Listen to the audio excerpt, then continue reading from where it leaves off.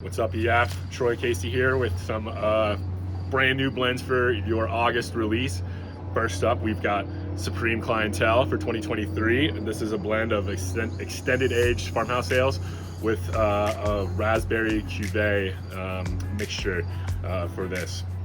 We've got Fruitless, a collaboration with Side Project, but without fruit, obviously, by the name. Up next, we've got Ghost Note, Bartlett Pears, and Madagascar Vanilla. This one is tasty. We've got Ghost Note Preserves, Laroda Plum, those coming from Palisade. And then we've got Funky Blender Pluot with vanilla as well for your August release beer. So we've got these 5 tasty things. Hope everybody's having a great summer. Cheers. First up, we've got Supreme Clientele 2023. This beer was packaged earlier in the year. It is a blend of extended aged farmhouse ales with a mixture of black and red raspberries, both from the Pacific Northwest and here in Colorado as well. So this is kind of like the third in the recent Supreme Clienteles that we've done with these really dark fruits. The 2021 we did black and red blackberries and raspberries, and then last year we just stuck with blackberries, and this year I wanted to kind of round out that 3-year run with some really intense raspberry blend.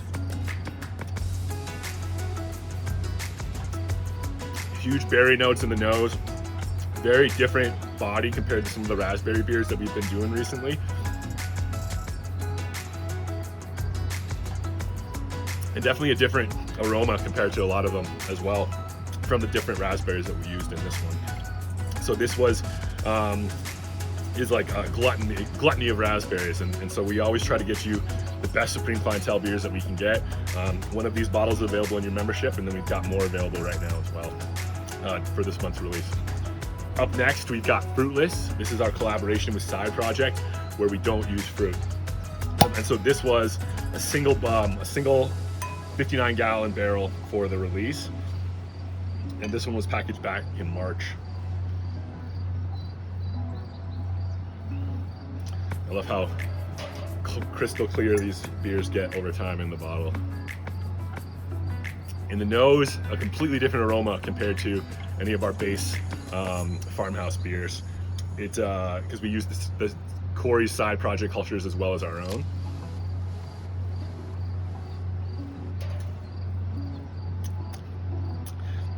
Really different. The body is great. That's like our high gravity saison recipe. So the body is really nice. Complex aromas, medium acidity, even though it's got Side Project cultures, it's just medium acidity, but very complex. This is a beer that's going to age for a long time really gracefully, so I'm pumped on this one. Next up, we've got Ghost Note, Bartlett Pear, and Vanilla. So we took some of our pear beers from last year's fruit. We aged it on a little bit of vanilla as a test. I think that was an idea that when we asked people what they wanted to see done with pears, vanilla was one of them, and I think it turned out amazing. I can already smell the vanilla and the pears from here just upon pouring it, even when we're outside.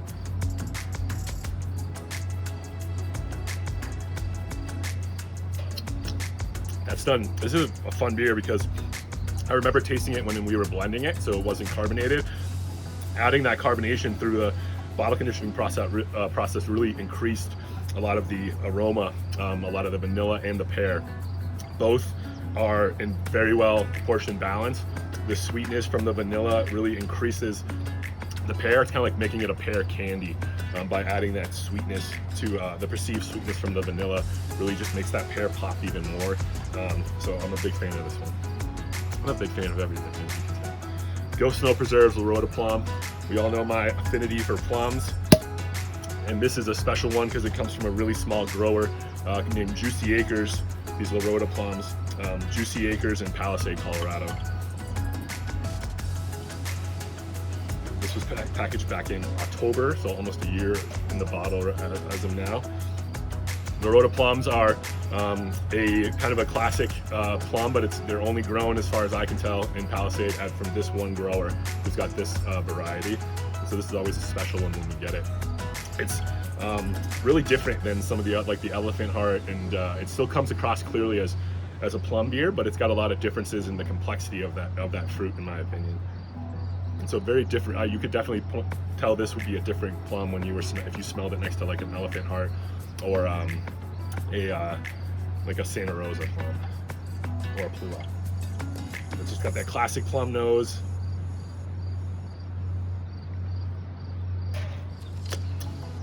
Plum candy, but just really intense. The base beer that we've got in this is with the spelt. That really makes the body pop. And the complexity that you get from the plum, it's just a treat. Last but not least, we've got Funky Blender Pluot and Vanilla. This was again done, we've done some stuff like this before, I think, but just small batches. And so this is a great one.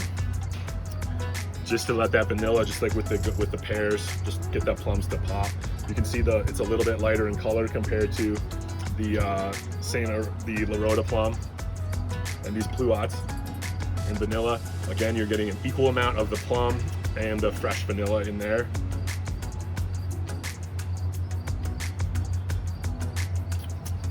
I love the foam, obviously. Great body, really nice complexity, a lot of plum in the flavor. The vanilla is in there, makes it kind of gives it that perceived sweetness as well. This is a treat for sure. So these are some 5 beers that we've got for you for August, and hope everybody's having a great